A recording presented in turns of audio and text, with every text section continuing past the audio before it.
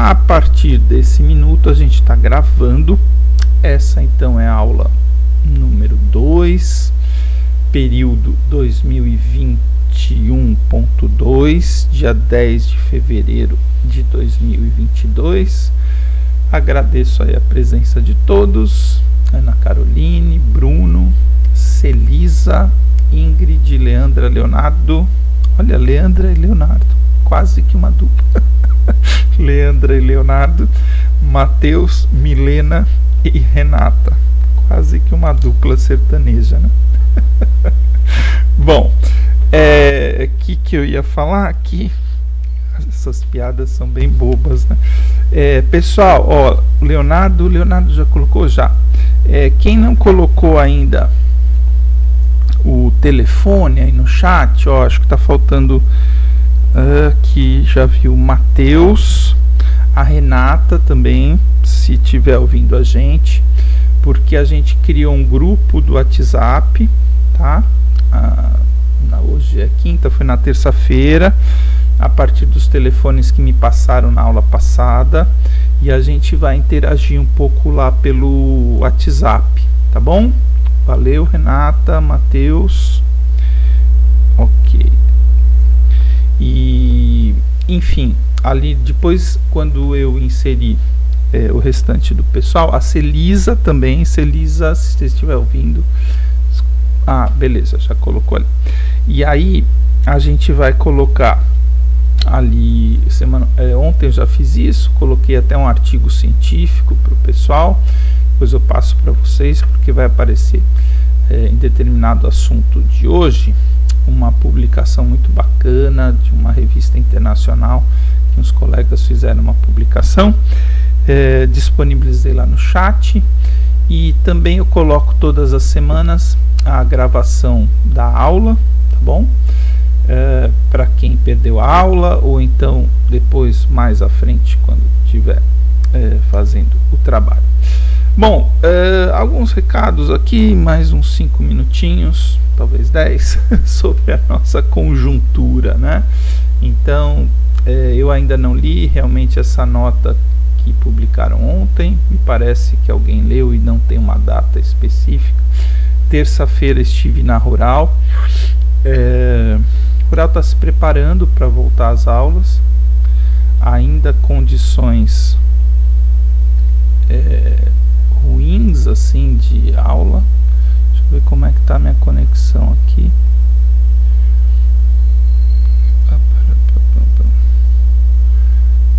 Um minutinho, pessoal, porque deu um... Estão me ouvindo ainda bem? Porque deu um sinal aqui de status ruim na conexão. Deixa eu ver se vai mudar. Tá ok? Estão me ouvindo ainda? Acho que agora melhorou. Tá, beleza, agora melhorou. Não sei se para vocês tem também, mas ali, ó, ali no cantinho tem uma bolinha da qualidade da conexão e ela ficou vermelha e não sei se deu um pico aqui na internet, mas agora já voltou. Bom, então eu estava falando que na terça-feira eu estive na Rural. A gente realmente está montando, estruturando o nosso laboratório para um retorno de práticas, de aulas práticas. Tenho a intenção ainda esse período, e se não for esse, vai ser assim que possível, fazer uma dinâmica, principalmente para os alunos que tiveram aulas durante o período remoto, de reposição de aulas práticas, uma dinâmica optativa. Provavelmente isso vai acontecer nas sextas-feiras, então isso não é bem para vocês, mas todos aqueles que perderam as aulas práticas, a gente vai oferecer uma visualização de desdobros primários, coisas que a gente vai falar inclusive hoje, de operações de usinagem, lixamentos, aplenamentos, furações, que é um protocolo de trabalho prático durante a disciplina, que já gerou algumas publicações, etc. Então, a notícia ainda é do retorno presencial daqui 3 semanas, no dia 7 de março. Eu estou torcendo para que isso aconteça, tá bom? E assim como eu falei nas outras turmas, a gente teve algum contato entre os professores, até bastante reuniões aí de seleção de pós-graduação, e estava conversando, a minha última foi na terça de manhã, na segunda-feira, conversei com o professor Eduardo, professor Alexandra, e eu fiz isso também, né? Eu mudei bastante assim a dinâmica da própria disciplina ou das disciplinas que eu ministro, né? Então até a sequência de aulas, alguma introdução de vídeos, de materiais, etc. Principalmente no segundo, terceiro, acho que esse é o quarto, né, período online, a gente estruturou a disciplina um pouco diferente do que o conteúdo presencial, bastante aulas práticas, etc. Se em março a gente voltar para a presencialidade, não sei bem como a gente vai fazer, mas a sequência vai ficar melhor, né? A gente vai voltar num outro esquema. Por exemplo, um exemplo do que eu estou falando é que a gente vai ter de novo a possibilidade de condução do trabalho, né? Aí eu estou, assim, todos nós, né, estamos com uma certa curiosidade, não sei se é bem essa palavra, uma expectativa de como, né, vocês vão voltar também, os alunos e as alunas vão frequentar a Rural, o pessoal que mora no alojamento, que mora nas repúblicas. Celisa, a volta até então hoje estipulada é para o dia 7 de março, tá bom? 7 de março. Mas a Daniele levantou a bola aqui, parece que ontem divulgaram uma nota no Instagram, provavelmente foi no Instagram porque o site da Rural estava fora do ar. Entrei agora no site, me parece que não tem nada, e quem leu a nota no Instagram, me parece que não tem uma data, não tem uma informação muito diferente sobre o retorno, tá bom? Mas seria a partir do 7 de março. Até lá a gente tem, deixa eu dar uma olhada no calendário aqui, a gente tem uma, duas, três, a gente tem 3 semanas de aula ainda online, e aí a gente vai atualizando os nossos assuntos, tá bom? Tudo bem? Alguém quer falar alguma coisa sobre isso? Reforço a mensagem da terceira dose, né? Chato esse professor, né? Fiquei falando a semana passada, reforço hoje também. Quem não tomou a terceira dose, vai lá e tome. Acordei hoje 7 e pouco, liguei a televisão, algumas informações é que realmente é absurdo assim a proteção muito maior de quem está vacinado quanto aos sintomas da Covid e a própria, como se diz, importância ali da doença quando o vírus nos ataca, né? Então é muito mais leve, tá bom? Bom, galerinha, agradeço a presença, hoje tem bastante gente aqui, que bom, as turmas estão cheias esse período, que é muito bom. E sem mais delongas, hoje a gente vai utilizar esse quadro como plano de fundo aqui das nossas aulas, a partir dos equipamentos aí de vocês, celular, tablet ou computador. Logo aqui embaixo da minha imagem, tem uma barrinha, se puser o mouse, vocês colocarem o mouse ali, tem 2 risquinhos, que dá para aumentar ou diminuir, tá bom? As imagens conforme a gente for comentando. Vou utilizar aqui alguns materiais que eu deixei carregado na plataforma, entre eles essa imagem aqui, de um projeto de silvicultura de nativas, que foi muito interessante. Isso foi conduzido em 2016, 17, 18 mais ou menos. Nós estivemos envolvidos nisso. Isso gerou 2 livros publicados, basicamente é o mesmo texto, mas é um livro em português e uma versão em inglês que saiu em 2020. Eu tenho ainda vários exemplares dessa versão em inglês e vamos ver se na nossa volta presencial consigo distribuir alguns, tá bom?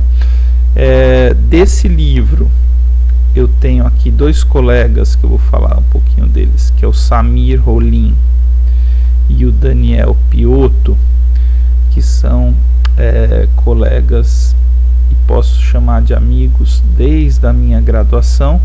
O Samir é um engenheiro agrônomo que se formou comigo lá na Exalc, um ano antes de mim, uma turma anterior, e o Daniel Piotto é um engenheiro florestal, formado em Botucatu, e a gente conviveu muito durante a graduação, porque quando o Daniel Piotto formou em florestal lá em Botucatu, na Unesp, em São Paulo, era a segunda turma dele, e a gente convivia muito, segunda turma da Unesp, e a gente convivia muito em aulas práticas, a gente tinha uma interação, porque a Unesp ainda não estava tão estruturada quanto a visitas e etc. E a gente conviveu muito, fez muita amizade, isso mais de 30 anos atrás. Esses 2 profissionais trabalharam na Vale do Rio Doce durante muito tempo. Daniel hoje é professor na Universidade Federal do Sul da Bahia, mora em Ilhéus, foi para os Estados Unidos, morou muitos anos lá, fez doutorado, foi para Costa Rica, fez mestrado, primeiro foi para Costa Rica fazer mestrado, depois para os Estados Unidos em Yale, e é um dos pesquisadores mais relevantes do mundo em termos de ecologia florestal de nativas, tá? Isso foi considerado numa publicação internacional quanto ao número e a significatividade das publicações desses 2 pesquisadores. O último artigo publicado deles, vou fazer isso nesse momento, depois eu repito porque alguns eu ainda não incluí no grupo, mas eu estou colocando aqui no grupo para vocês. Só um minutinho, pronto. E eles têm trabalhado num grupo internacional que quantifica o número de árvores no mundo, são trabalhos super interessantes.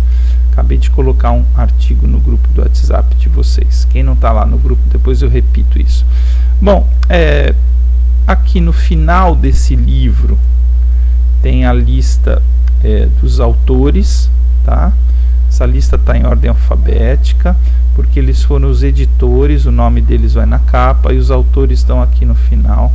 E a gente participou aqui, eu, professor João Vicente, e vários alunos de pós-graduação principalmente participaram da confecção desse livro.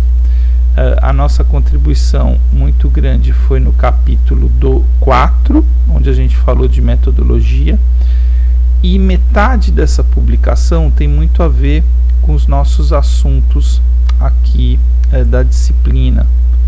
Deixa eu ver se eu abro aqui. Tá, agora abriu aqui. Deixa eu pegar um exemplo.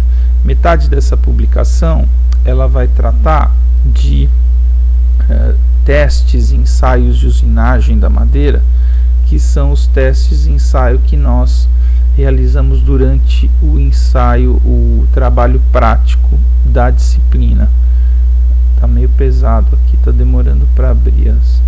Deixa eu mudar aqui para a versão em português, ver se ela vai mais rápido. Tá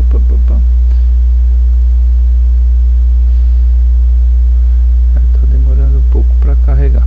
Tá, então metade desse livro, aqui por exemplo, tratando da espécie copaíba, foram 30 espécies analisadas. A gente vai falar disso daqui a alguns minutinhos. Num projeto como essa imagem aqui mais à esquerda está mostrando, de produção de madeira a partir de espécies nativas, só que plantadas como se fosse pinos eucalipto, com espaçamentos definidos, plantios homogêneos e espécies com potencial madeireiro. Então, justamente essa história do potencial madeireiro foi o que a nossa equipe contribuiu. Então, essa ficha aqui de características tecnológicas, onde a gente produziu a madeira, essas imagens são da madeira coletada de amostras das árvores que foram cortadas. Algumas árvores foram cortadas, esses plantios. Nós fizemos a caracterização anatômica, a descrição macroscópica, ensaiamos propriedades físicas e mecânicas e fizemos os corpos de prova de ensaios de trabalhabilidade da madeira. Exatamente esse ensaio aqui que a gente conduz ao longo da disciplina, num trabalho em grupo, onde vocês trazem uma tora, uma pequena tora, um torete de madeira coletado ou dentro da rural, fora da rural, em algum ambiente, e esse grupo vai produzir a madeira serrada, realizar todos os ensaios, são cerca de 10 avaliações, e fazer um relato sobre a indicação do uso da madeira, que é justamente esse parágrafo final, onde a gente conclui, a partir de todas as verificações técnicas e científicas, para o que a madeira é indicada. Bom, se tudo correr bem, de forma presencial, eu tenho ainda esses ensaios, esses corpos de prova no laboratório para mostrar para vocês, e isso, como eu acho que eu falei nessa turma, né, gerou uma publicação em revista internacional de uma galerinha de 2018 que publicou o trabalho da disciplina em revista.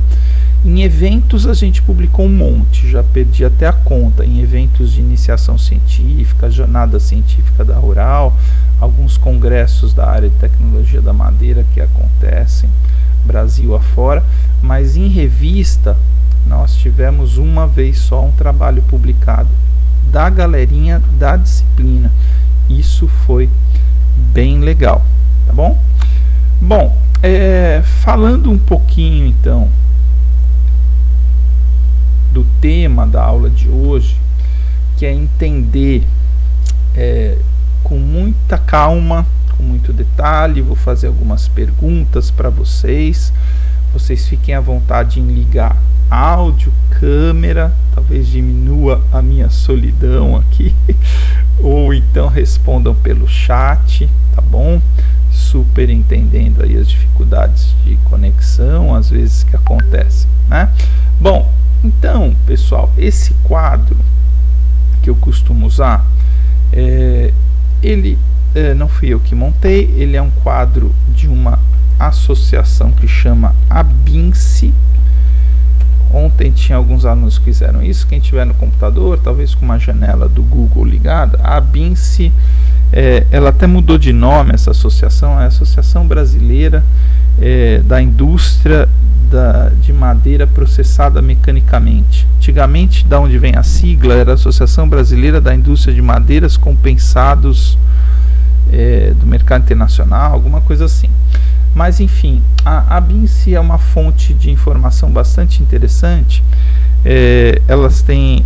Ela disponibiliza aqueles anuários, né? Então, cada ano, quanto foi consumido de madeira, de reflorestamento, de pinos, de eucalipto, das principais espécies pela indústria do segmento madeireiro. E ela trabalha muito, como eu falei, né, Associação Brasileira de Madeira Processada Mecanicamente, então muito dentro do tema da nossa disciplina. E esse quadro resumo eu tenho utilizado várias vezes. Ele vai estar depois dentro de uma temática que a gente vai falar sobre sustentabilidade florestal na indústria, certificação, conceitos ligados à ecologia, gestão de resíduos e etc. Faz parte de um contexto maior, mas hoje a gente vai detalhar um passo a passo de processos e transformações na madeira, tá? Então eu gosto muito desse conceito de que essas etapas primárias, secundárias, terciárias de transformações, gerando produtos que vão chegar no mercado, incluindo a etapa final de comercialização, eu gosto sempre de considerar também e passar para vocês como etapas transformadoras da matéria-prima, tá? Então, na aula passada, acho que eu fiz, né, aquela apresentação minha, pessoal, tive aquela passagem pela indústria por 4 anos, numa indústria de celulose. Então, eu trabalhei, pessoal, olha, exatamente aqui, ó, tá? Quando eu me formei. Esses desenhinhos aqui, que tem essas pontinhas, isso significa fábricas, né? São fábricas ou indústrias. Então tem alguns desenhinhos desses que são indústrias de transformação da madeira, tá? A nossa disciplina trata, na maior parte das vezes, da transformação mecânica, né? O que é uma transformação mecânica? Uma máquina que pica, uma ferramenta, um equipamento que pica, moe, serra a madeira mecanicamente. Embora a gente saiba que tem um caminho aqui, que é esse caminho da celulose e papel, daqui para cá, daqui para cá, daqui para cá, que envolve também transformações químicas muitas vezes. Então a celulose mais utilizada hoje em dia para papéis de escrita, sanitários, etc., que está lá no final, é a celulose vinda de transformações químicas. Mas existe também a celulose produzida a partir de pasta mecânica, onde não é um processo químico de desagregação das fibras. A gente vai falar um pouquinho disso, tá bom? Então, como eu falei, eu trabalhei aqui nessa fabriquinha aqui, que gerava cavacos para celulose, isso desde os meus 22, 23 anos. Então já tem quase 30 anos atrás. Alguma experiência eu vou passando para vocês, tá bom? Bom, então é o seguinte, a primeira mensagem é essa. Eu gosto muito de entender o processamento mecânico da madeira como transformações. Então a gente não está criando nada, a gente não está produzindo celulose ou madeira serrada, etc. A gente está transformando a matéria-prima em termos de formato, em termos de características, em termos de umidade, até de resistência mecânica. Então a gente está mudando o jeitão da madeira em várias etapas de processamento. Esse quadro fala de etapas primárias, secundárias e terciárias, às vezes são mais, tá? Mas existe um consenso aí entre as bibliografias, os entendimentos dessas 3 transformações bem delimitadas: processamento primário, secundário e terciário, ou transformação da madeira primária, secundária e terciária. Tudo bem?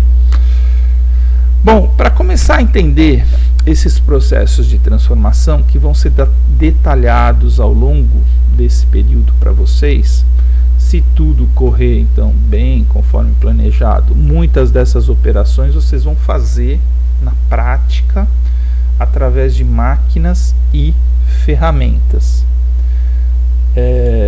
Vou fazer uma coisa aqui que eu fiz ontem, que eu acho engraçadinho, vai, pra gente ilustrar aqui de uma forma mais lúdica.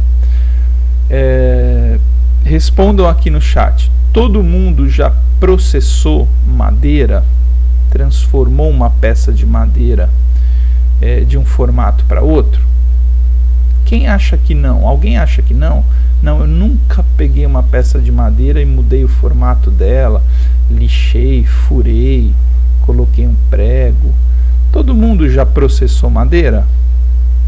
A Celisa está respondendo. Todo mundo? Sim, né? Beleza. Todo mundo. Depois eu vou fazer uma pergunta lá no processamento terciário, que um dos processamentos terciários é o lixamento. Todo mundo já lixou uma peça de madeira? Que o lixamento tem uma questão da umidade que eu uso de exemplo. Ah, que bom, porque ontem mais uma vez teve um aluno, uma aluna, não lembro, que falou que nunca lixou uma peça de madeira. Eu falei, você nunca lixou uma peça de madeira? Se acontece isso na aula, eu vou lá na marcenaria, pego uma lixa, lixa aqui a madeira. Mas olha, acho que todo mundo já fez isso, né? Ó. Tá vendo aqui os resíduos saindo? Todo mundo já fez isso? Opa, saiu da câmera aqui.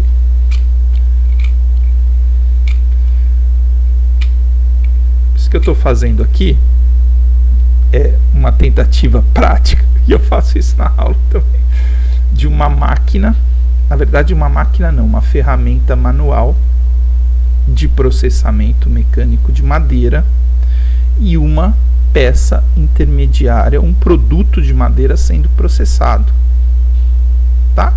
Ah, professor, que brincadeira boba, né? Não, não é brincadeira. Isso daqui é uma ferramenta tecnologicamente desenvolvida para processamento de madeira e outros materiais também, né? Dá para processar outros materiais, mas serve para processamento de madeira. Isso daqui é um produto de madeira, tá? Tecnologicamente desenvolvido também. Então, isso que eu fiz aqui, processamento mecânico de madeira. Depois a gente vai entender em que etapa que isso vai estar. Agora eu gerei alguns resíduos aqui, que depois eu explico para vocês, que na nossa singela opinião, eu coloco que todo processamento mecânico de madeira gera um subproduto, um rejeito ou um resíduo. Tá? Depois esses conceitos eu vou explicar, já tentando instigar vocês para a disciplina optativa de resíduos madeireiros, que está bem legal mesmo. Gosto muito da disciplina optativa, bastante prática, também foi bastante prejudicada aí na pandemia. Tudo bem? Bom, para entender então essas etapas de processamento, grudou um pedacinho aqui na minha tela. Essas etapas do processamento, a gente vai começar a entender, ou vai falar um pouquinho, deixa eu mudar aqui minha ferramenta, vamos falar um pouquinho, não, vou falar bastante, da geração da matéria-prima. Então eu tenho dois desenhinhos aqui, esse primeiro, eu gosto de considerar assim, que são espécies nativas, e esse segundo, eu gosto de considerar, pelo jeitão do desenho aqui, que são espécies exóticas. Primeira pergunta de hoje, não, primeira não, né? Acabei de fazer mais uma pergunta de hoje. Essas espécies exóticas, hoje eu estou operando mal aqui no meu desenho. Essas espécies exóticas plantadas para abastecer o processamento da madeira. Quais as mais plantadas e utilizadas do Brasil? Mais uma vez, quais as espécies de madeira mais plantadas e utilizadas no Brasil para abastecimento da indústria madeireira? Bruno falou eucaliptos. Alguém fala outra? Ninguém?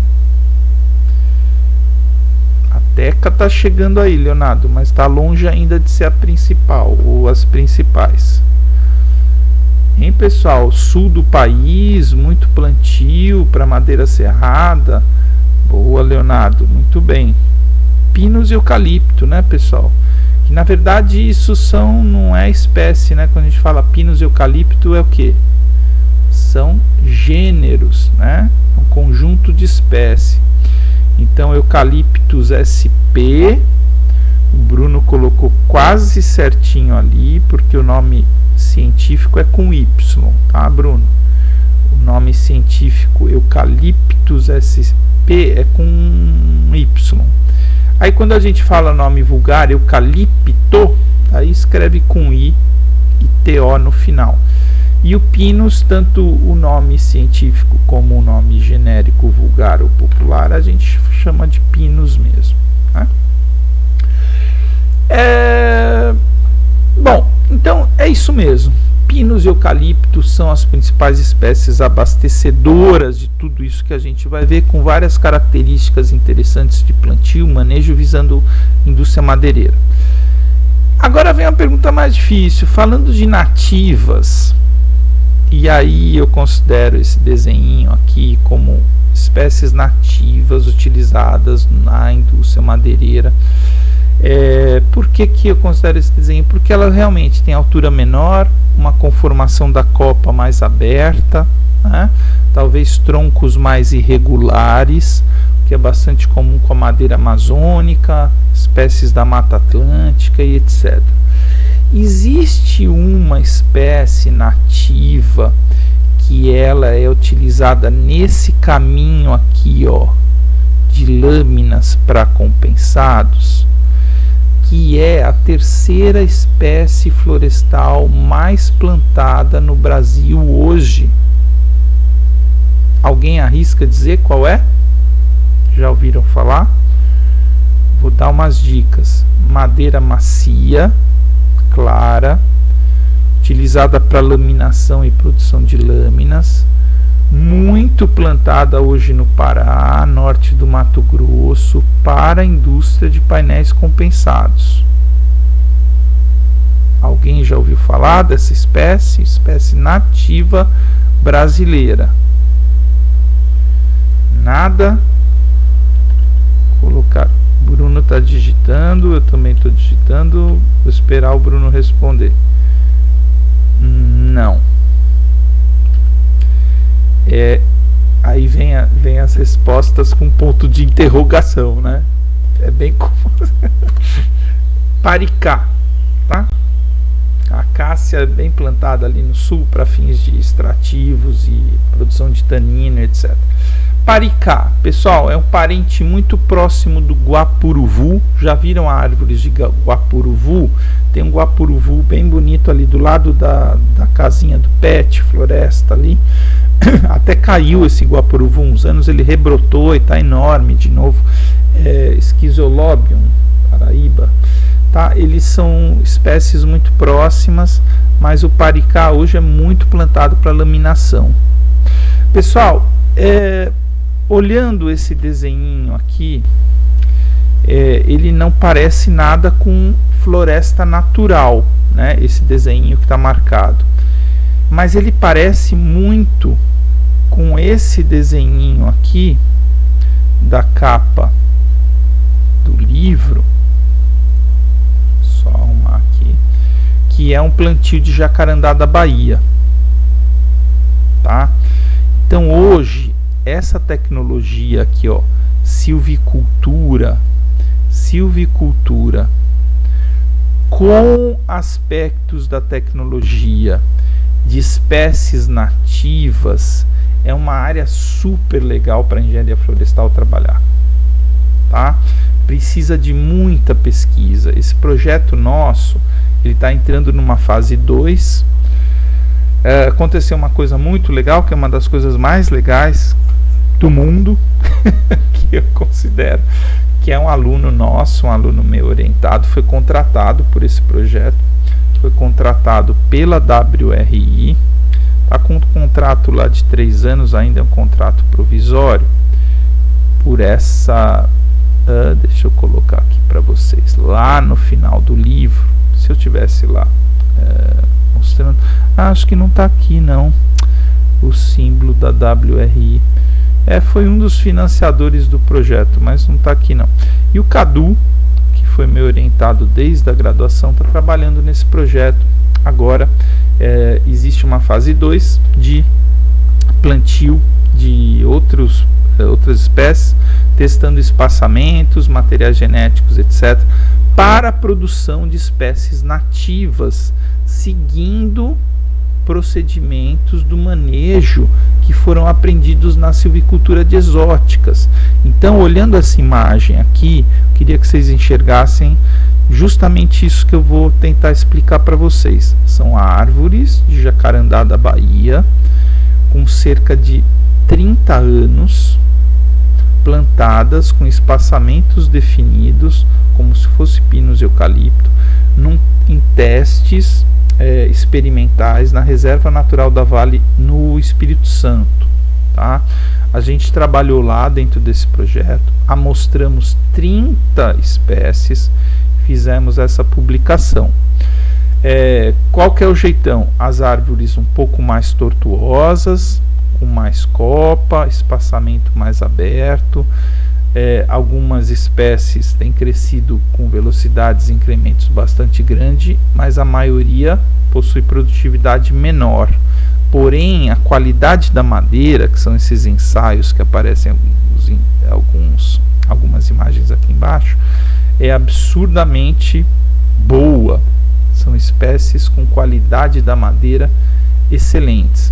Então, pessoal, só para a gente avançar e sair desse primeiro contexto aqui da matéria-prima, existe hoje como fonte de matéria-prima para a indústria madeireira espécies exóticas plantadas em florestamentos e reflorestamentos, espécies nativas plantadas em florestamentos e reflorestamentos, e existe uma terceira via que não está muito bem simbolizada aqui, que é a floresta natural manejada para produção madeireira. A gente vai falar disso a semana que vem. Eu devo passar um vídeo para vocês sobre manejo florestal madeireiro de floresta natural. Reparem que eu estou falando floresta natural, mas antigamente eu falava floresta nativa. Floresta nativa, ela pode ser um plantio hoje. Exatamente a imagem que eu passei para vocês agora há pouco. É um plantio de espécies nativas fazendo uma floresta nativa, só que não é uma floresta natural. Então eu tenho já há alguns anos usado esse termo floresta natural quando é o manejo florestal de uma área natural, visando produção madeireira também. Tudo bem, galerinha? Até aqui a gente vai ter 2 vídeos semana que vem, mais tardar na outra aula, mas acho que a semana que vem, para falar desses 2 contextos, da floresta plantada e da floresta manejada para exploração e produção de matéria-prima para a indústria madeireira, para a produção de produtos de madeira. Dito isso, eu vou fazer uma brincadeira, mas é uma brincadeira muito séria, e eu até aumentei aqui para falar de uma figurinha que está mais ou menos jogada aqui, sem a gente perceber muito, dentro desse quadro todo, que é esse desenhinho aqui. Eu aumentei a imagem, deve ter ficado um pouquinho fora de foco para alguns, mas isso é uma pilha de toras, tá? Uma pilha de toras. Bom, eu considero isso, pedindo já desculpa pela brincadeira, e eu chamo as toras de madeira isso daqui, ó. Vou pôr até em maiúsculas, vou pôr no chat.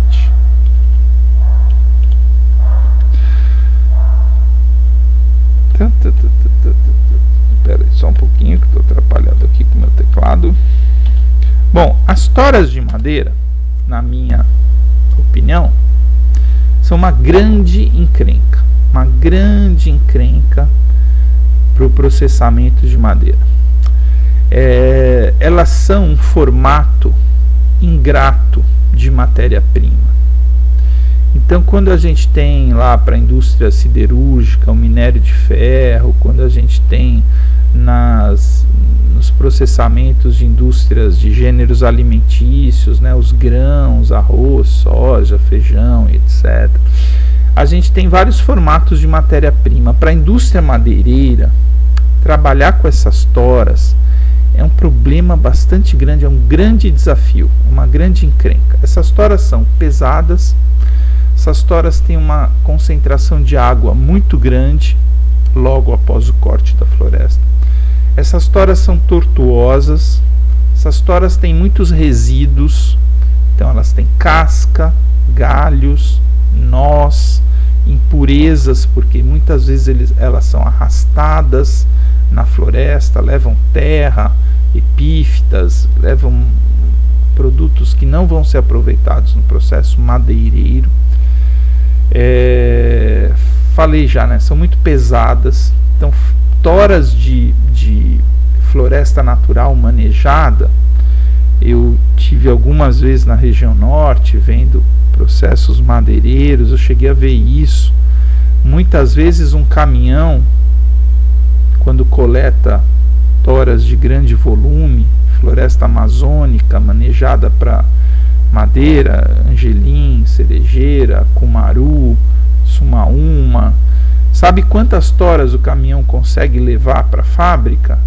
Em algumas situações ele consegue levar uma tora só, uma tora. Eu vou mostrar um vídeo para vocês daqui a algumas semanas de transporte de madeira produzida em planos de manejo florestal, que a tora tem quase 3 metros de diâmetro e o caminhão leva uma tora, de uma em uma, e o trator não consegue carregar, essa tora cai no chão, é arrastada. É muito complicado essa movimentação. Além do que, essas toras são irregulares. A gente tem toras mais finas, mais grossas, tortas, bifurcadas, etc. A gente não tem uma tora de seção quadrada, né, bonitinha, como seria o ideal para o processamento. Então, principalmente ao longo do processamento primário, da primeira transformação, o desafio do processamento primário é pegar essa grande encrenca que é o formato de uma tora, e até isso eu tenho na sala de aula, eu tenho umas toras para a gente ficar falando dela. O primeiro desafio é transformar essa tora em peças mais padronizadas, ou na forma de madeira serrada, ou na forma de lâminas, ou na forma de cavacos. Então, se a gente parar para pensar nesses produtos do processamento primário, serrados, lâminas ou cavacos, todo mundo já viu isso? Uma peça de madeira serrada, acho que todo mundo já viu, né? Uma peça de madeira serrada. Uma lâmina desenrolada ou faqueada para produção de compensados, principalmente. Se alguém ainda não viu, vai ver lá no laboratório. Tem umas lâminas faqueadas, desenroladas, e tenho também alguns exemplos de cavaco. Tem um saquinho lá de cavaco para celulose que eu coletei numa indústria. Então, esses 3 produtos do processamento primário, todos eles têm dimensões que a gente usa o termo, são dimensões mais regulares. Então eles caminham para uma maior homogeneidade da matéria-prima, tá? São materiais mais homogêneos, porque as toras são muito heterogêneas, muito diferente uma da outra, né? Muitas vezes, até nessa pilha de tora, tem mistura de espécies, né? Quando a gente está manejando espécies nativas ali, se misturam espécies, etc. E aí fica muito complicado para a gente ter produtos padronizados. Que mais? O processamento primário também é chamado, muitas vezes, deixa eu fazer uma coisa aqui, ver se eu consigo colocar aqui, escrever no meu quadro. Muitas vezes a gente chama também de desdobro. Já ouviram essa palavrinha? Desdobro? O desdobro ou desdobramento da madeira é um termo também bastante utilizado para essas etapas. Desdobro primário, desdobro secundário. O terciário nem tanto, mas desdobro primário e secundário são termos bem usuais, tá bom? Desdobrar a madeira. O que a gente está querendo falar com desdobrar? Separar uma peça em várias cortando para produzir dimensões paralelas ou regulares. Então a gente está desdobrando a madeira, é um termo comum, tá bom? Vou fazer uma espécie de um parênteses aqui e eu vou falar de uma coisa. Deixa eu mudar a cor aqui do meu, ok?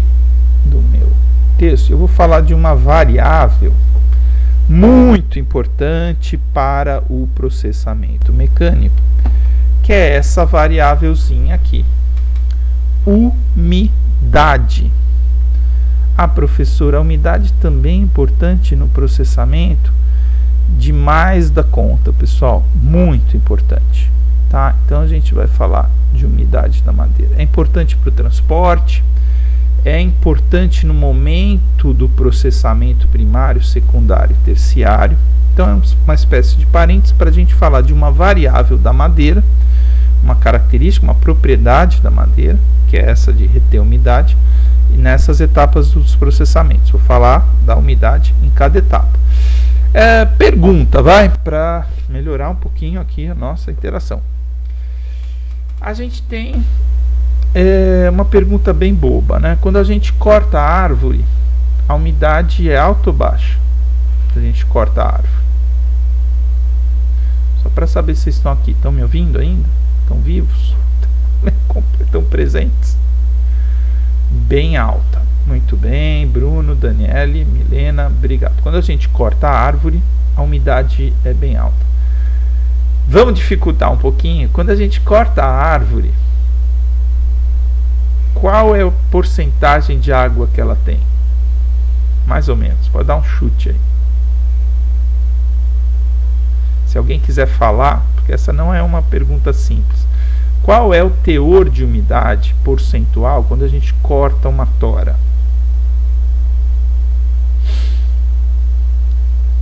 Vamos lá. Quem arrisca um número aí? 65%. De onde é que você tirou isso, Bruno? Você consegue falar aí? Professor, eu já ouvi outras vezes que tá mais ou menos nesta média aí. 65% de umidade. Pessoal, a melhor resposta, eu gosto muito dessa resposta, viu? Teve uma vez que o aluno respondeu na prova para tirar sarro de mim, né? Mas eu gosto muito dessa resposta aqui, ó, quando eu faço algumas perguntas. Professor, depende. E depende de muitas coisas. Vocês lembram lá da tecnologia? Primeira coisa, lembram dessa história de umidade base úmida e umidade base seca? Lembram dessa história? Então, umidade base úmida é aquela que a gente põe a massa de madeira, né, o peso da amostra sobre o peso sobre, como é que é? O peso úmido da madeira, né? Então é o peso seco sobre o peso úmido. É a quantidade de água, desculpa, é a quantidade de água sobre o peso seco da madeira.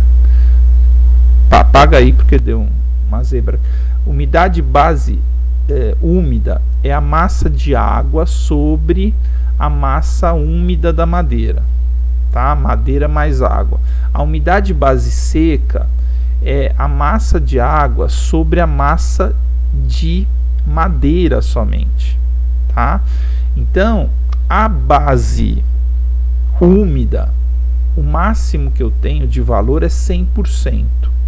A base seca, eu posso ter valores acima de 100%.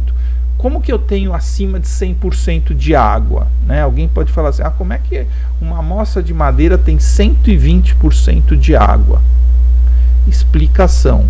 É porque a massa de água, o peso da água, é maior do que o peso da madeira daquela amostra. Tudo bem? Então, como eu posso ter uma umidade acima de 100%? Porque no nosso contexto parece que vem assim, é mais água do que outra coisa.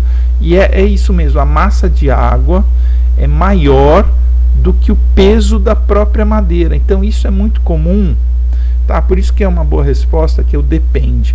É muito comum a gente tem madeiras leves, próprio paricá, no pinus, etc.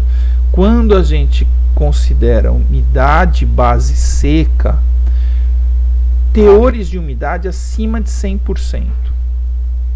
O Bruno falou 65%, se for uma conta assim, madeira densa, que a madeira é pesada, talvez base seca ou base úmida seja um valor coerente, 65%.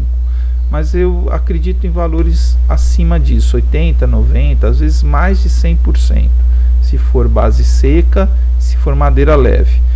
Tudo bem ou ficou confuso isso? Acho que não, né? Acho que deu para entender. Bom, então a gente já falou um pouquinho, porque a madeira recém-cortada tem muita água.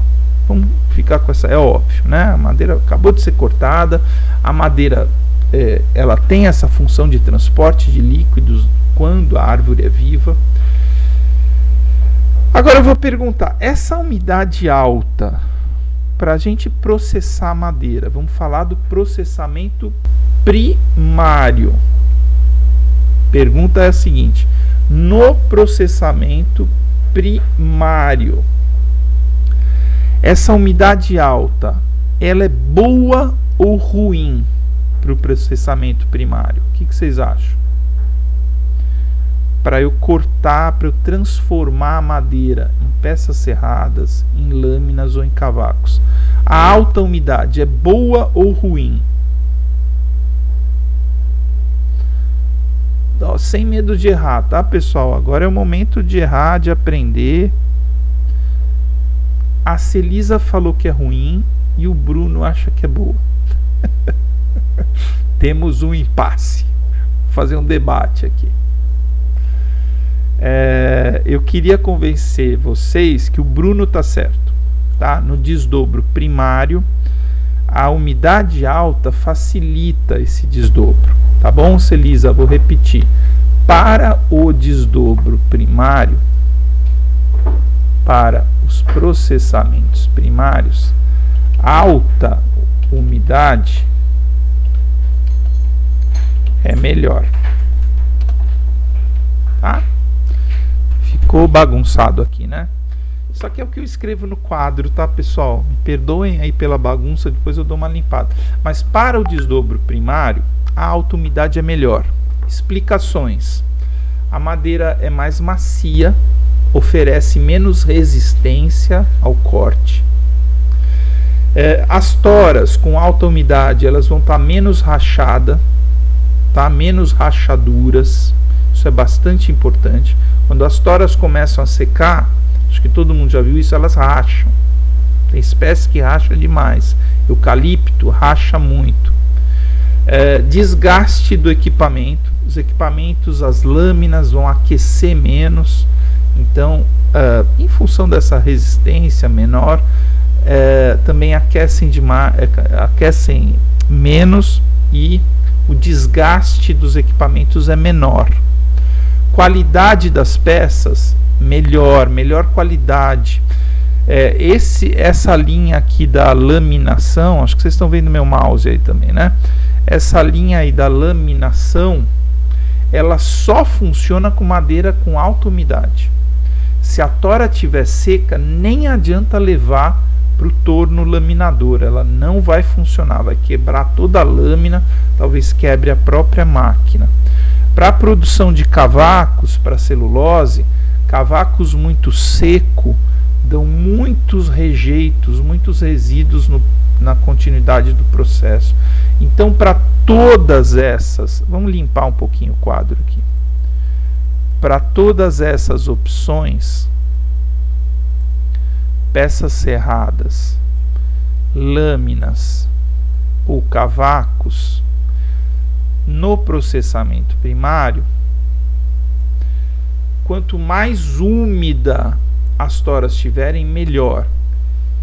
Isso parece uma informação simples, mas no contexto da produção florestal é muito importante, porque isso interfere numa variável que a gente chama, trabalhei bastante com isso, que a gente chama tempo de corte. tempo de corte, tá? O que é o tempo de corte? É o tempo a partir do corte da árvore, né? Então o tempo de corte pode ser algumas horas, pode ser um dia, 2 dias, 3 dias, uma semana, um mês, um ano.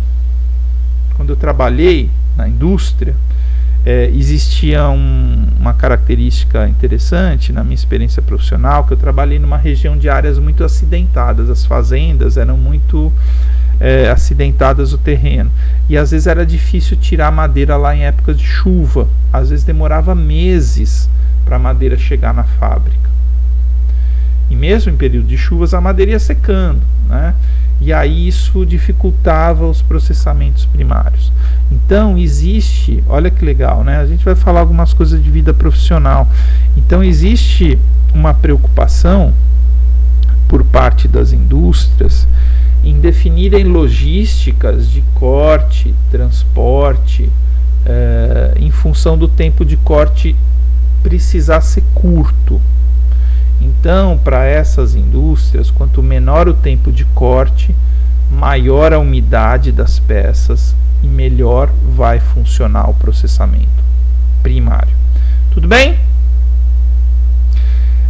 Pessoal, hoje a gente vai até por volta de 11 horas, tá bom? Prometo, né? Ninguém merece ficar aqui na frente do computador, vendo esse professor que fala demais, sem aula prática e ouvindo história de processamento. Então a gente vai até 11 horas, talvez um pouquinho menos, um pouquinho mais. Bom, vamos falar de processamento secundário. Vamos limpar, passar o apagador, falar um pouquinho dos processamentos secundários. Processamentos secundários e processamentos terciários, deixa eu ver se eu consigo encaixar aqui. A gente pode chamar isso também, deixa eu ver se eu consigo diminuir um pouquinho a letra. A gente pode chamar isso também de resserras. Bom, eu lembro um amigo meu que fez mestrado comigo, ele desenvolveu técnicas de resserragem de madeira de eucalipto. O que é a resserragem? A resserragem é o processamento secundário ou terciário das mesmas peças, tá?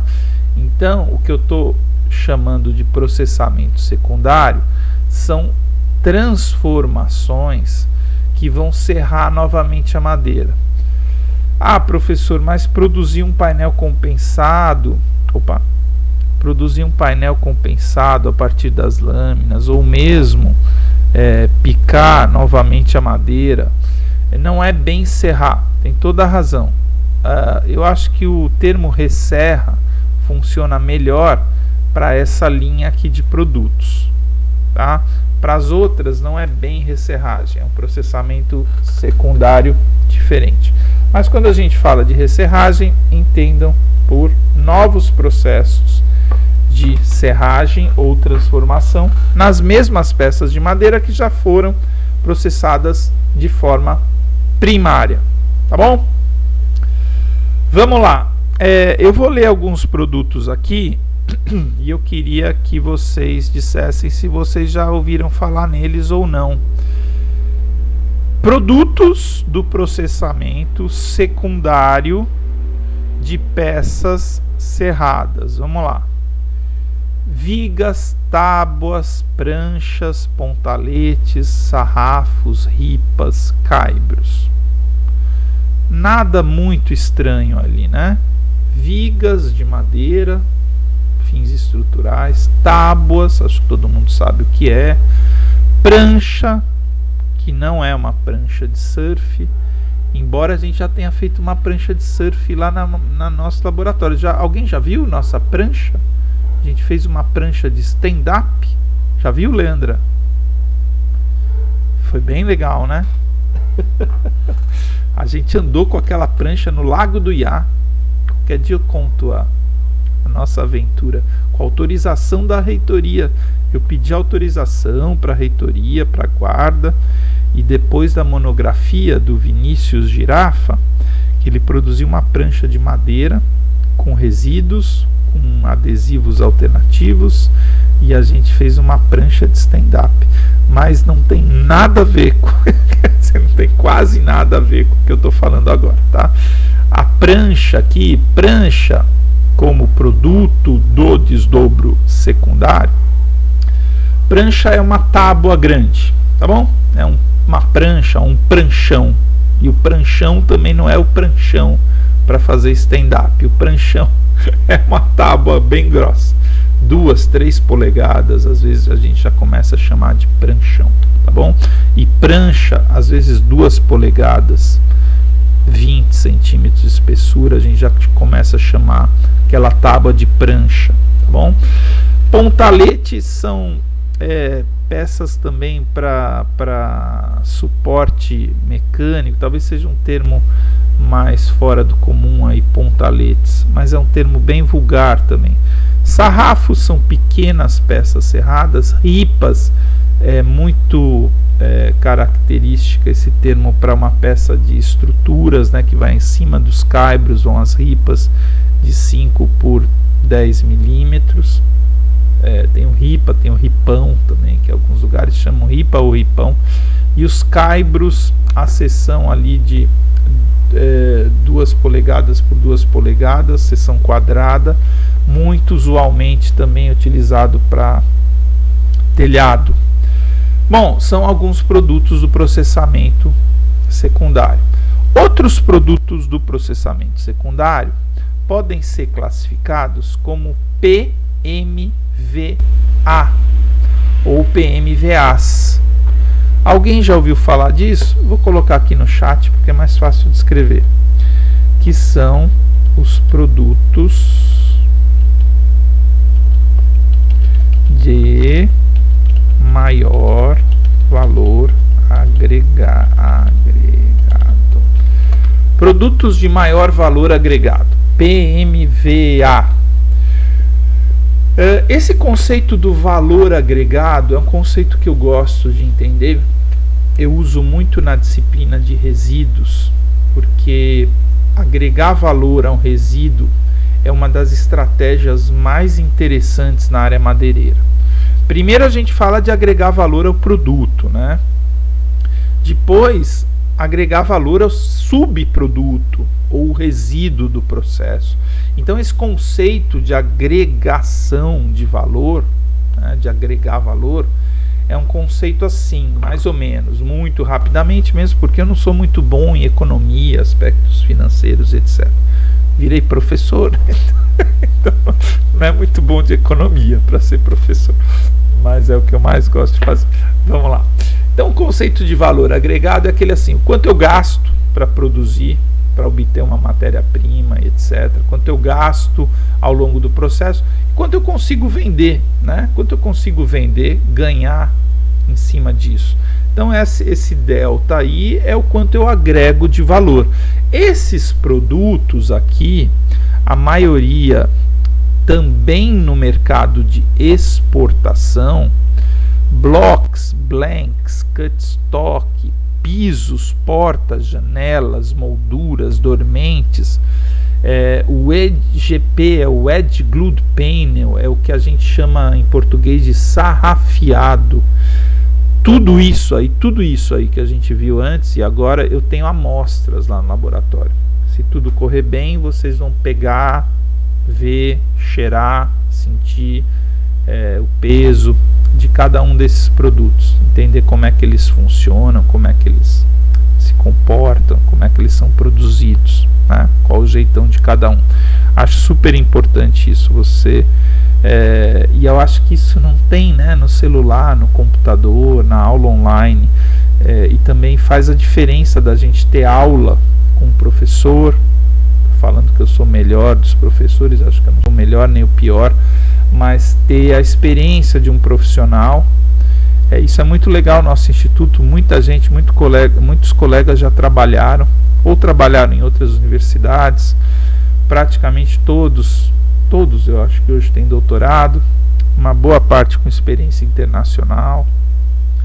Então isso, assim, eu acho que a gente não pode ser modesto aqui para vocês, né? A gente veio de outras universidades, muitos de nós professores da Rural do IF, com experiências profissionais, com experiências internacionais.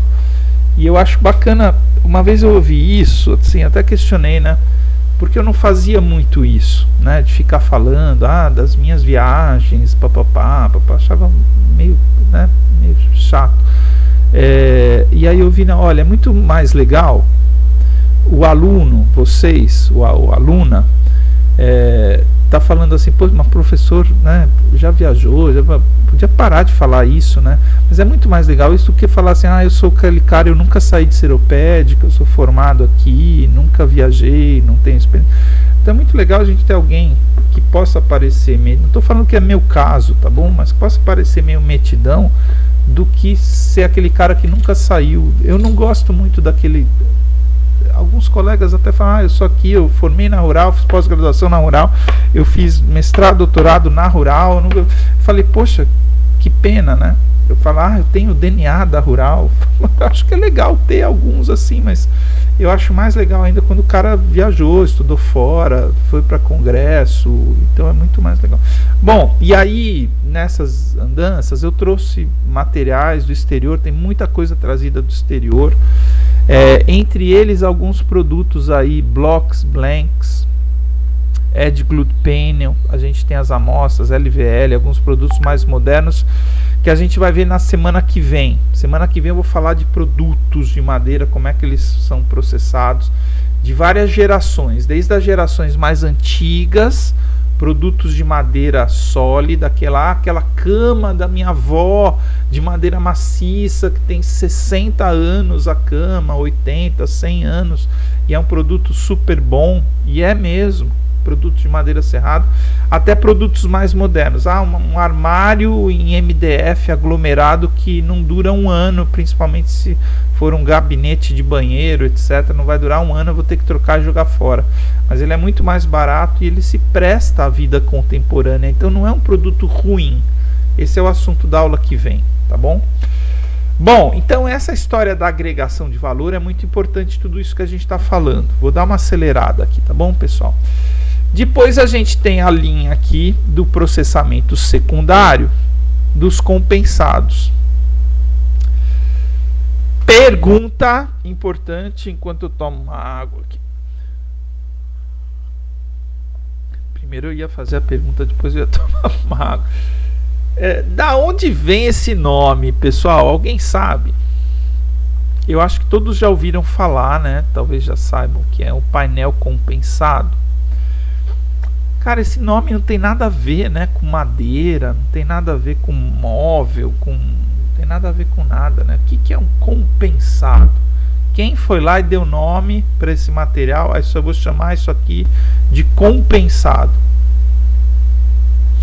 Esse é o meu único vício, talvez. Remédio de nariz. Alguém sabe por que chama? Da onde é que saiu esse nome, pessoal, que eu vou pôr no chat aqui? Compensado. Por que a gente chama esse produto de compensado? Já fizeram a disciplina do Edivar lá, talvez ele... E aí, pessoal, sabem ou não? Tô falando sozinho aqui, será? Que bom, Milena, respondam sim ou não, porque às vezes a gente tem essa mania, né? Acha que fica falando sozinho aqui. Ninguém sabe por que chama compensado? Não, Renata. Bruno, também não. Deu outro sinalzinho vermelho na minha internet aqui. Se vocês não estiverem ouvindo, vocês avisam, tá? O Bruno já achou um caminho legal aí, tá? O Bruno já achou um caminho muito bom. Pelo jeito, as chapas não, as lâminas, tá, Bruno? Pelo jeito que as lâminas são coladas, tá? Bom, o painel compensado, chato isso, não tenho nada para mostrar aqui para vocês. O painel compensado É um sanduíche de lâminas de madeira. Sanduíche do quê? Lâmina, adesivo, lâmina, adesivo, lâmina de lâminas de madeira e adesivos e colas, né? E o painel compensado, ele tem sempre número ímpar de lâminas.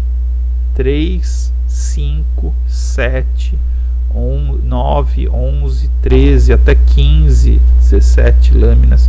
Por que são número ímpar? Porque ele tem uma lâmina num sentido, a outra lâmina vai entrar a 90 graus, a outra a 90 graus, e sempre eu tenho lâminas de capa nas duas superfícies, superior e inferior, no mesmo sentido. Então isso soma sempre ímpar, e as lâminas são coladas a 90 graus uma da outra. Tá dando para entender, né? Uma lâmina 90 graus, 90 graus. Então sempre cruzando as lâminas. E aí vem a explicação, que é a seguinte: uma lâmina compensa a movimentação dimensional da outra. Vou repetir. Uma lâmina, eu acho melhor escrever, né? Legal escrever. Uma lâmina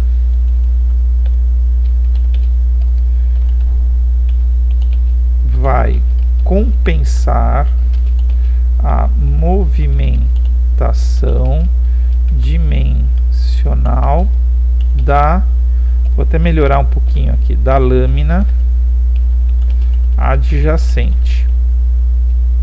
Cada lâmina, só corrigir aqui. Então cada lâmina compensa a movimentação dimensional da lâmina adjacente. Bom, galera, eu chamo muito vocês de quase engenheiros florestais, né? Quase engenheiros florestais. E quando forem engenheiros florestais, tem que saber isso, que a madeira se movimenta. Madeira se movimenta.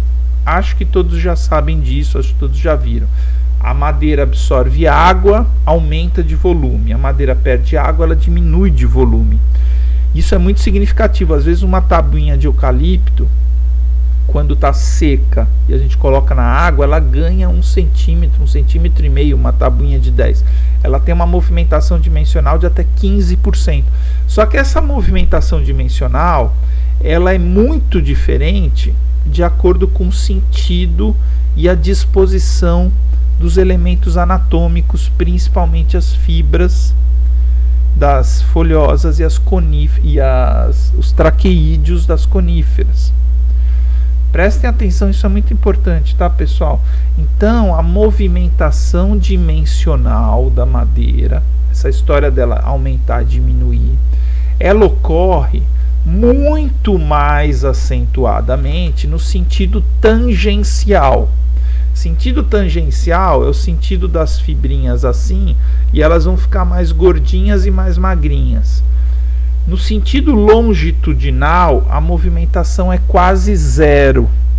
Então, isso é muito mais fácil de explicar segurando uma amostra, ou de lâminas, ou dos painéis compensados. Eu tenho várias lá no laboratório. Se a gente se encontrar daqui 3 ou 4 semanas, eu mostro isso para vocês, porque isso é importante.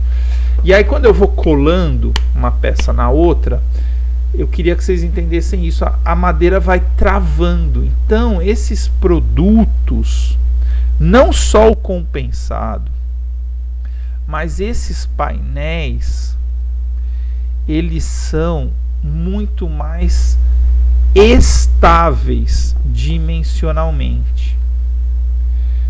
Painéis, eu acho importante às vezes escrever, eu pelo menos fixo assim, são muito mais estáveis. Tá? Os painéis são muito mais estáveis dimensionalmente, eles não entortam, não se movimentam, não racham, etc. Tá?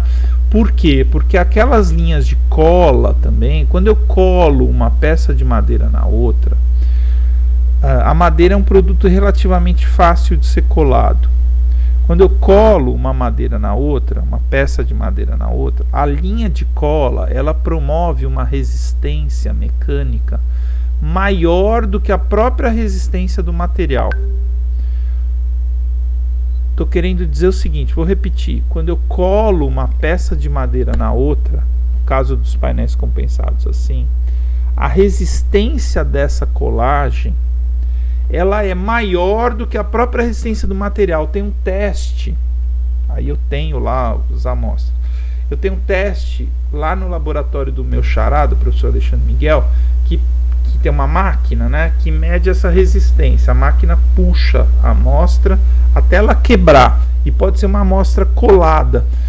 Acreditem vocês, quando a colagem é bem feita, quando a máquina puxa o corpo de prova, a madeira quebra, mas ela não descola. Eu tenho até uns corpos de prova quebrados lá para mostrar para vocês. Porque colar madeira não é difícil. Existem adesivos muito eficientes para colagem. Bom, e para terminar, a gente tem um processo. Eu estou esquecendo de falar aqui das fábricas, né? Eu tenho, olha, fábricas que fazem só processamento secundário, tá?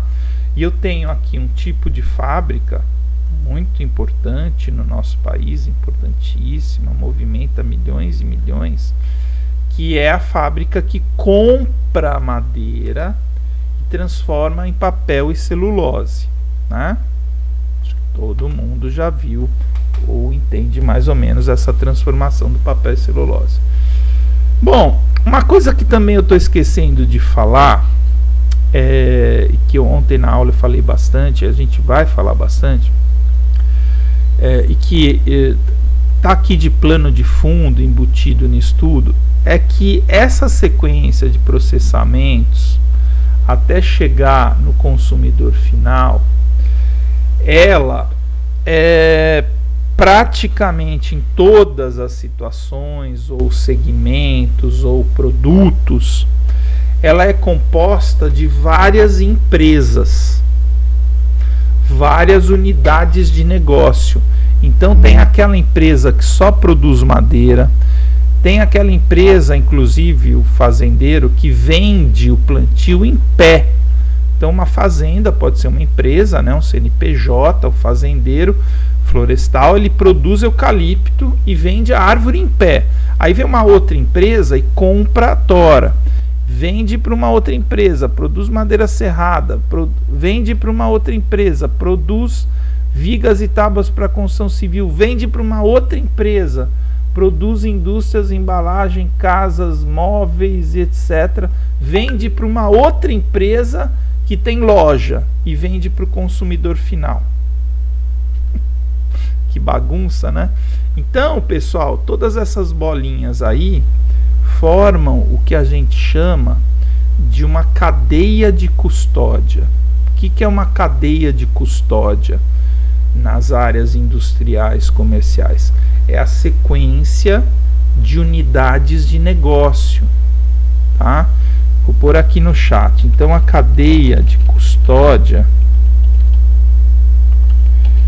é uma sequência, não sei nunca se o trema existe ainda, acho que não, é uma sequência de unidades de negócio, tá? Então essa sequência de unidades de negócio, essa sequência de empresas, às vezes não são empresas, são comerciantes, são cooperativas, né? Por isso que eu gosto desse conceito de unidades de negócio. Então essa sequência de unidades de negócio na área madeireira é muito comum. Eu nem saberia dar um exemplo, talvez a Faber-Castell. A Faber-Castell, São Paulo, chegou a ter fazendas, serrarias, fábricas de lápis, mas não tinha loja, né? Não era a loja da Faber-Castell, mas ela tinha muitas unidades de negócio, desde a área florestal até a produção de lápis. Agora, o mais comum é que isso seja muito segmentado. Então, esse conceito da unidade da cadeia de custódia é um conceito que a gente precisa entender no processamento mecânico de madeira, tá bom? Tem relações de compra e venda para cada uma dessas sequências. Vocês podem ou vão trabalhar, muitos, em alguma parte desse processo. E quando a gente falar lá dos selos hoje existentes de sustentabilidade florestal, selos do FSC, são selos que atestam a cadeia de custódia. Vou fazer uma coisa aqui, vou pegar o meu caderno, fica sempre comigo. Alguém está com caderno aí também, tomando nota? Difícil, né? Talvez alguém está com caderno. Já viram isso daqui, ó? Não sei se eu já mostrei para vocês. Vai sair um pouquinho de foco aí, mas é o selo do FSC. Alguém tem caderno aí com FSC? O desenho aqui é uma arvorezinha, com um símbolozinho de OK. Achou aí, Brunão? Aqui, ó. Opa. Selo do FSC, esse selinho aqui. Essa câmera ali inverte. Só folha. Tá, alguns devem ter achado aí. O selo do FSC é um selo de uma empresa. O FSC é uma empresa, também é uma unidade de negócio.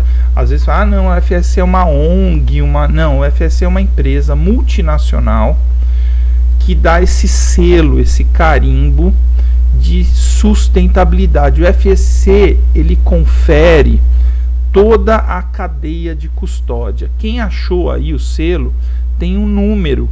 Vocês podem entrar no site do FSC e a partir desse número vocês rastreiam esse produto, a cadeia de custódia. Consegue achar a origem, a empresa, a madeira que foi produzida. É uma coisa super legal. A gente vai ter uma aula sobre isso. Professor Eduardo, meu calouro lá da Exalc, trabalhou no FSC, trabalhou com a certificadora, certificando FSC em várias empresas. Esse selo, ele vem de Forest Stewardship Council. Conferiu o inglês aqui? Acho que está certinho. Forest Stewardship Council é o Conselho de Manejo Florestal. A gente vai falar muito disso. Atestado de legalidade e atestado de cumprimento de requisitos sociais, econômicos, de boas práticas econômicas e boas práticas conservacionistas ou ligadas ao meio ambiente, tá bom? A gente vai falar disso mais para frente. Esse quadro aparece nessa história toda. Bom, galerinha, então a gente tem processamentos secundários que são picagem de madeira. A gente pica ou moe ou desagrega a madeira, e aí eu tenho essas amostrinhas aí, essa madeira desagregada. Depois ela é remontada para produzir painéis OSB, aglomerados, MDF. Não sei se todo mundo já viu. Alguma coisa que eu consigo mostrar aqui é a minha bancadinha de home office aqui que eu fiz durante a pandemia, que é de OSB. Já viram esse material? A gente tem lá na sala de aula o forro. Esse USB é madeira picada, né? É bem legal, sim, Leonardo. A gente está usando para várias coisas USB. Esse aqui é o meu microfone. E aí a gente está usando muito USB na área madeireira para fazer várias coisas. Essa escrivaninha aqui fui eu que fiz, viu? O hobby, sabe aquela história lá? O cara, quando descansa, carrega pedra, né? Então, às vezes eu vou fazer alguma coisa aqui em casa no final de semana, eu faço móveis. Então, eu fiz vários móveis aqui em casa. Bom, então a gente tem um processamento secundário que é uma desagregação da madeira. Então, é aquele conceito que eu gosto de falar para vocês. É transformar, eu vou transformando a madeira, né? E eu posso transformar num nível muito grande que eu vou ter a possibilidade de fazer papel com a madeira. Vou desagregar tanto que eu vou separar as fibras uma da outra. Lembram que eu falei no começo da aula? Esse processo da celulose papel, o processo mais comum é um processo químico, tá? É uma desagregação química, mas pode ser uma desagregação mecânica também, pode ser um processamento mecânico, tá bom? Os outros todos são processos mecânicos. Na área de celulose papel é mais comum uma desagregação química nessa hora aqui, tá bom? De transformar a madeira numa pasta de fibras que a gente chama de celulose comercial, tá bom? Polpa de celulose. Tudo bem, pessoal, quanto a processamento secundário? Aí vem outra sequência. Que são processos terciários, já é a terceira transformação.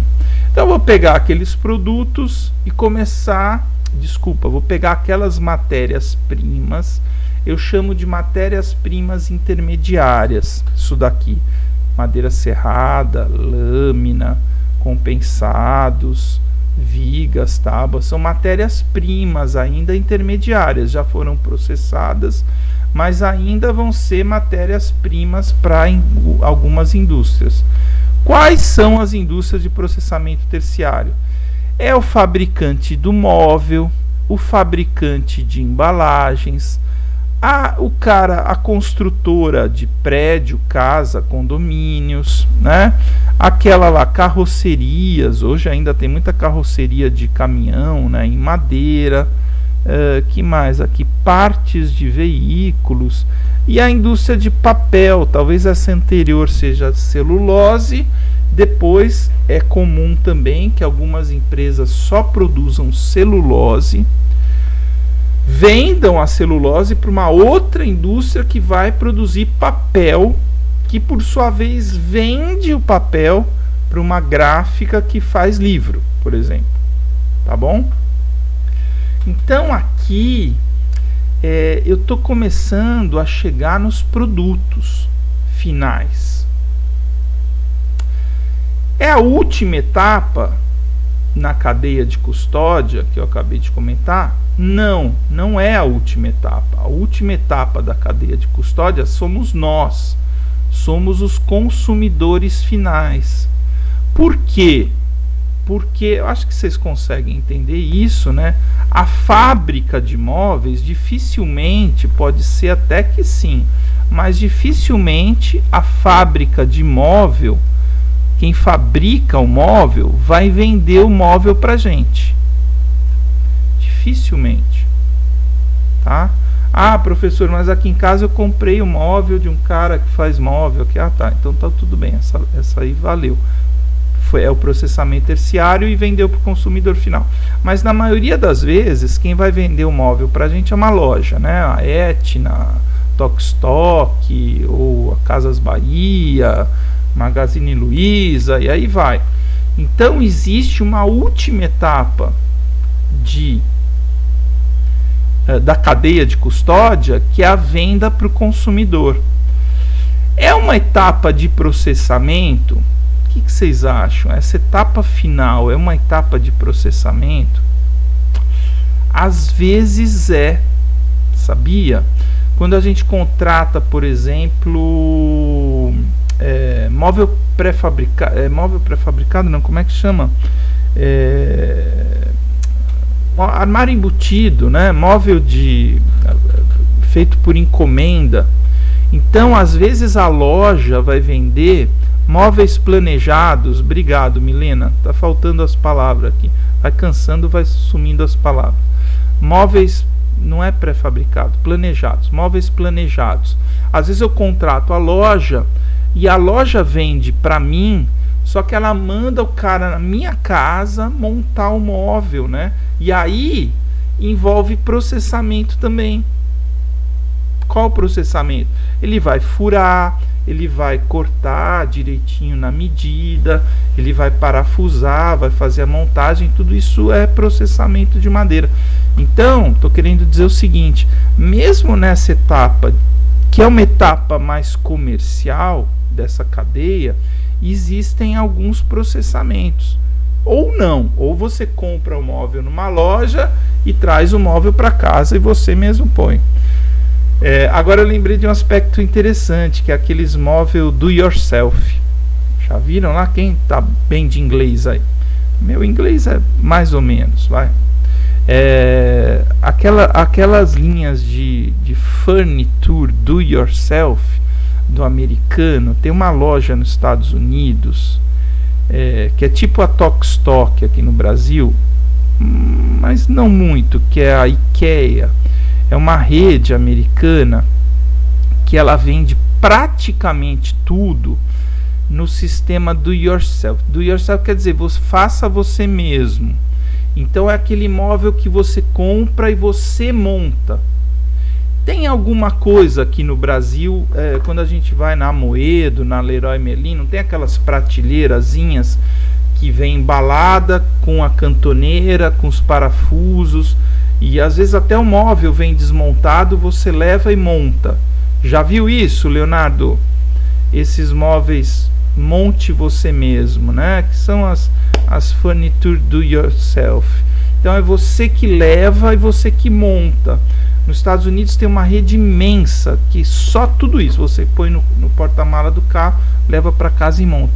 Aí é um exemplo também de uma relação comercial que é a última unidade da cadeia de custódia, mas que envolve processamento mecânico. Você vai chegar na sua casa, talvez você tenha que fazer um furo com uma furadeira, pôr um parafuso, dar uma lixadinha, dar uma desbastadinha com o estilete.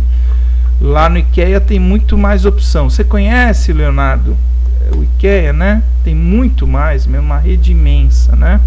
É bacana, deve ter site, etc. Outro dia eu vi a notícia que o fundador dessa rede IKEA morreu.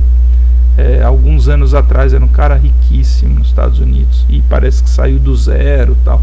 Tem a história do fundador. Lojas enormes, é isso mesmo, que é tudo, praticamente tudo faça você mesmo, vende as ferramentas também.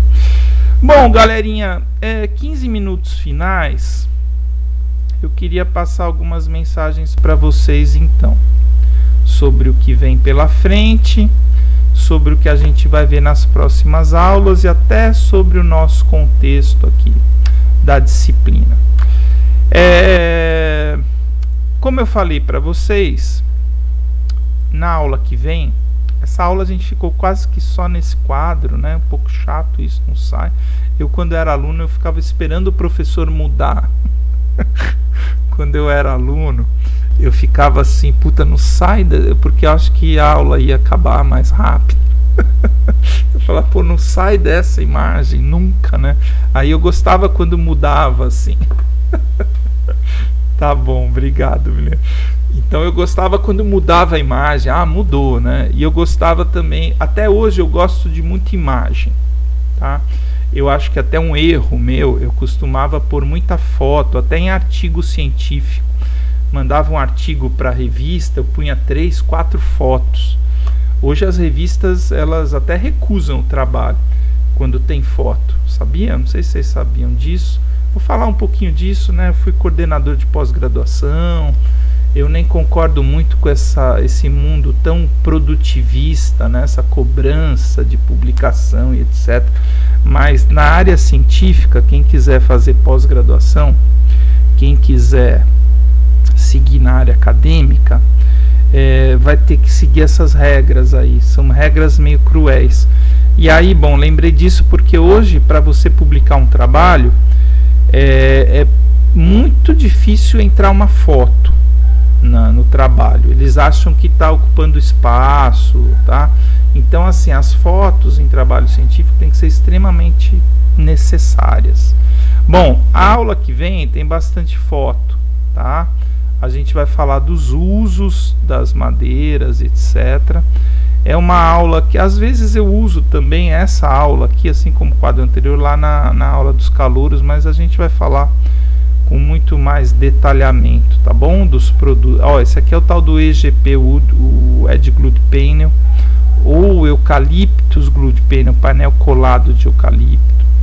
Então, a aula que vem a gente vai passar, sei lá, umas 30, 40 imagens e falar de gerações de madeira. Então, eu queria acabar essa aula. Às vezes eu faço isso convidando e tentando, né, motivar vocês para as próximas aulas. Essa aula dos gerações de produtos de madeira, eu sinto muita falta do meu ambiente natural ali, que é a nossa sala de aula do laboratório, porque eu tenho todas essas amostras de quase tudo isso aqui que eu vou mostrar, e que a gente vai entender como seguir uma sequência lógica de pesquisa, desenvolvimento da máquina, desenvolvimento do processo, e eles foram caminhando para produtos de uma primeira geração de produtos de processamento mecânico de madeira, que eram produtos de madeira serrada ou sólida, ou falta até um termo aqui que eu preciso arrumar, produtos de madeira maciça. Maciça, né? Então, esses produtos de madeira maciça, serrada ou sólida, é aquele que eu já falei aqui, que ele ainda hoje existe uma sensação que é real, uma sensação real de produto de boa qualidade, né, de ótima qualidade. Então é muito comum até hoje a gente falar, esse móvel é madeira maciça, esse piso é de madeira maciça. Olha que legal, uma das coisas mais legais aqui, quando a gente primeiro alugou, depois a gente conseguiu comprar o apartamento, é o piso aqui de casa. O piso aqui é de madeira maciça, isso é raro. É um assoalho de IP, tem alguma diferença entre as peças, né? Mas é um produto que hoje é muito caro, quase não é usado mais. Tábuas corridas, né? A gente chamava isso aqui de tábua corrida. E o meu apartamento aqui é um apartamento mais antigo, aqui no Recreio, e eles usavam bastante tábua corrida. Uma das coisas mais legais quando eu achei o apartamento, assim. E aí isso foi sendo substituído. É dificílimo achar um piso desse hoje. Então a gente vai achar muito piso de cerâmica, de porcelanato. Eu comento isso ao longo do curso. A madeira é um dos materiais mais imitados, não é? Já viram? Tem muita cerâmica imitando madeira, muito porcelanato. Tem agora uns pisos plásticos, não sei se vocês já viram, piso de piso vinílico. São umas lâminas plásticas assim, que imitam madeira também. Essa eu acho que eu não tenho amostra, mas eu precisava achar. Depois tem MDF, tem até a madeira tentando imitar a sua, eu falo assim, a filha tentando imitar a avó, ou seja, o MDF tentando imitar a madeira maciça. E aí eles fazem uma chapinha de MDF, colocam um papel pintado em cima e fazem esses pisos engenheirados, que a gente chama de Duraflor, Eucaflor. Não sei se vocês já viram, tenho exemplos lá. Bom, então a aula que vem, galerinha, a gente vai entender principalmente esses produtos finais dessa cadeia toda que nós vimos hoje, e nas próximas aulas a gente vai tentar ilustrar da melhor forma possível e detalhar variáveis, máquinas. A gente vai ter acho que 2 semanas. O período passado a gente levou acho que 3 para falar sobre todas as máquinas envolvidas nessas transformações. Eu vou explicar direitinho o que é uma máquina e o que é uma ferramenta. Máquinas são todas automatizadas, máquinas estacionárias, móveis a combustão, elétricas. Ferramentas são, na maioria das vezes, são equipamentos móveis, né? Uma ferramenta a gente consegue movimentar, podem ser manuais ou podem ser ferramentas também elétricas ou às vezes até a combustão, tá bom? Então a gente vai fazer um grande descritivo de máquinas. Nessas aulas de máquinas a gente vai tentar introduzir, se for o caso online, com bastante visualização de imagens e vídeos, e se for o caso da gente estar junto já na presencialidade, a gente vai discutir variáveis de corte fazendo o processamento da madeira. Fazem mais de 2 anos que a gente não faz os trabalhos da disciplina. Ficaria extremamente feliz se a gente conseguisse fazer os trabalhos em grupo com vocês, tá bom? Não tenho certeza se isso vai ser possível, como a gente já combinou, nós vamos conversar sobre isso semana a semana, tá bom? Avaliação para quem veio hoje aí nas aulas, vai ser, se for online, vai ser só uma prova para fazer em casa, e se for presencial e a gente conseguir retomar o trabalho, vai ser essa prova para fazer em casa mais o trabalho. Quem sabe a gente consegue fazer. Pessoal, palavra tá aberta aí, 5 minutinhos para as 11 horas, é mais ou menos isso que eu tenho fôlego, que eu aguento ficar falando no computador, mas a palavra tá aberta aí para alguém, se quiser alguma dúvida, senão a gente vai parando por aqui, tá bom? Mais uma vez, para quem veio hoje aí e não conseguiu estar a semana passada, eu já anotei, né? Já peguei os números de todos vocês, vou inserir no grupo do WhatsApp e até o comecinho da semana passada, da semana que vem, essa aula vai estar lá com o link no WhatsApp para gravação, assim como alguns materiais, curiosidades, tem alguns que eu já selecionei, que estão até nas turmas passadas, que eu vou compartilhar para vocês algumas coisas legais na área de madeireira. Entre eles, não sei se eu falei, o prédio mais alto em madeiras já construído. Foi inaugurado o ano passado, e tem um vídeo assim de um drone que sobrevoa e depois o drone entra no prédio, super legal. Vou mostrar para vocês ali no WhatsApp. Tá bom? Galerinha, alguma coisa de alguém? Tudo bem? Obrigado então pela presença. Corram para a terceira dose, fiquem bem e a gente vai se falando, acompanhando dia a dia aí, tá bom? Obrigadão, obrigado vocês. Obrigado, professor. Bom dia. Valeu, Bruno. Valeu, pessoal. Tô indo aqui. Tchau, tchau. Parando a gravação.